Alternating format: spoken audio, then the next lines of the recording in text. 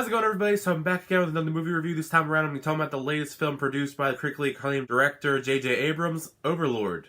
Right off the bat, I do have to say that this film is definitely not set in the Cloverfield universe. I know there was a lot of speculation leading up to it. Even though it's been debunked that it's not a Cloverfield film, I do have to reiterate the fact that this is not set in the same universe.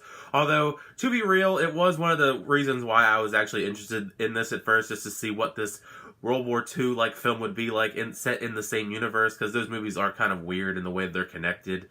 But even still, without that whole connection, I was interested because the trailers look like a blast. I mean, if you play video games, you know that there's going to be the comparisons to the Wolfenstein series or even Nazi Zombies mode from Call of Duty. So those two, and also a little bit of mixture of A Cure for Wellness, the film people don't really care too much about these days, but kind of remind me of elements of that as well. And all those together, they seem like an interesting kind of concept for a different twist on the war film genre. So let's get right into my thoughts about the film. If you enjoyed any of the trailers leading up to this film, I definitely think you're going to enjoy it because it really is as is expected from the trailers.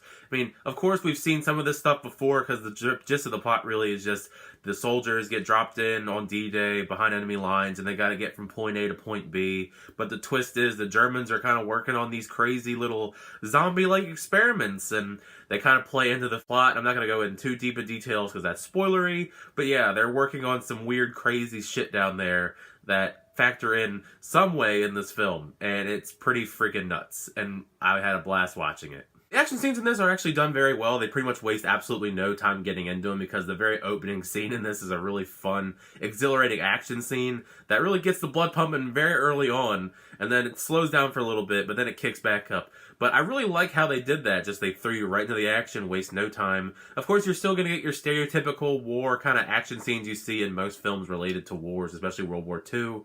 But they make up for it with the unique, crazy elements, like I said, with the zombies and the grotesque stuff and the experiments that are going on that make this film really wild. Once they get to that stuff in this film takes a whole different spin on everything you'd expect in these kind of movies. It's just like, it's almost like a very expensive B-movie. That's the way I would probably describe it. It's crazy, it's grotesque, it's wild, very unexpected, and it's well worth the price of admission just seeing all the crazy stuff you see going on with the zombies. The cast overall, I'd say, is fine. I mean, Wyatt Russell and Giovanna Depo are the two main soldiers we followed throughout the film, and they're a step above everybody else in this. Most of the other characters are very forgettable.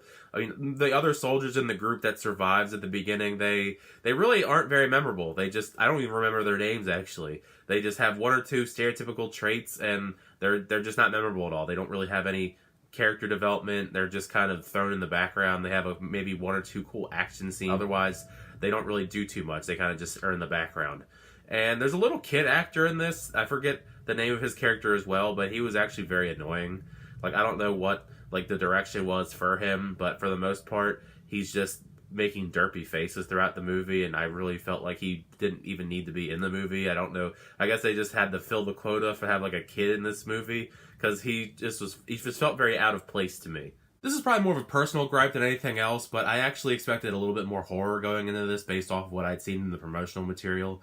There's a fair amount of horror, but I really wanted a little bit more. Maybe it's just because I'm a horror fan at heart, but I did like the elements that they mixed together with the horror and war genre. I mean, it was very well done. I just expected a little bit more horror, because there's a lot of blood and gore in this, but there are a few moments where you actually see all these crazy tests that people are doing in this crazy environment, and you don't really get in depth with them. I just want to see a little bit more of the wild and crazy things they're working on in this weird workshop underground, but you only get little tastes of it, and I actually really wanted more of that because it looks so cool and gross at the same time. But yeah, overall, I had a fun time with this. It's definitely one of those movies, don't go in expecting like Academy Award winning kind of quality. It's definitely one of the ones you turn your mind off and just enjoy the ride. It's a very fun ride. Like I said, it's a war film mixed with some horror elements, zombies, war. I mean, it's bizarre and unique, but in a very cool way. And I'm really interested in seeing more of this director in the future, because as of the moment, at least, I think he's helmed the Flash Gordon remake, reboot, sequel,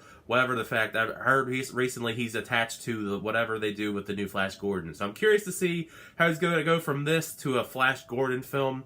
But we'll see how, if it happens, then we'll see how it goes whenever it comes out. So yeah, those are my quick thoughts on Overlord. Leave a comment in the comment section down below what you thought of the film when you check it out, or if you plan on checking it out. Let me know in the comment section down below. I'd love to get a conversation started. Let's talk about this film. I'm really curious to see what people end up thinking about this. But thank you for checking out my review. If you enjoyed it, feel free to leave a like, hit that subscribe button to keep up to date with all movie reviews, trailer reactions, unboxings, and more. But until the next time, I'll see you guys later.